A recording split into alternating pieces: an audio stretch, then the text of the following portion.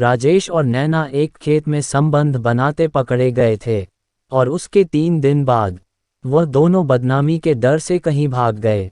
राजेश एक बच्चे का बाप था। उसकी पत्नी रोज नैना को गाली देती थी और कोसती रहती थी। इधर राजेश और नैना ने एक मंदिर में जाकर शादी कर ली, और राजेश ने अपनी पत्नी से कह दिया, अब नैना भी उसकी पत्नी है, और अगर उसे पति का साथ चाहिए तो तुम्हें नैना को अपनी सौतन के रूप में अपनाना होगा। आखिर पायल करती भी क्या, उसे मजबूरन नैना को अपनाना पड़ा। शादी के 4 साल बाद भी नैना मां नहीं बन पाए, क्योंकि राजेश ने पहले ही नसबंदी करवा ली थी। ये बात नैना को पता चलते ही वह खूब रोई।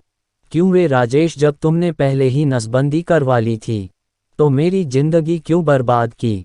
राजेश के कुछ कहने से पहले पायल बोल पड़ी, आग तो तेरे ही बदन में लगी थी। अरे जिसे खुद बर्बाद होने का शौक हो तो उसे कौन बचा सकता है। उस दिन के बाद से नैना बौखलाई सी रहती थी।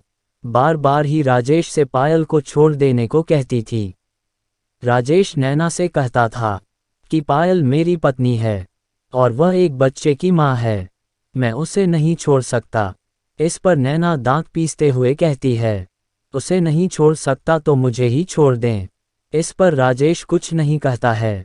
उसे दो औरतों का साथ जो मिल रहा था, यह सुख वह कैसे छोड़ देता। पर नैना रोज इस बात को लेकर राजेश से झगड़ा करती है और मार भी खाती थी। जब वह झोपड़ी से बाहर निकलती तो लोग उसे ताना मारते थे कि आखिर नैना राजेश की क्या लगती है, सिर्फ एक रखेल। और झोपड़ी के अंदर पायल की जलती निगाहों का सामना करती। पायल ने बच्चों को भी सिखा दिया था, इसलिए वे लोग भी नैना की इज्जत नहीं करते थे। बस्ती के सारे मर्द उसे गंदी नज़रों से देखते थे। नैना की माँ ने भी उससे सारे नाते खत्म कर लिए थे। ऐसे में नैना का जीना दूभर हो गया था।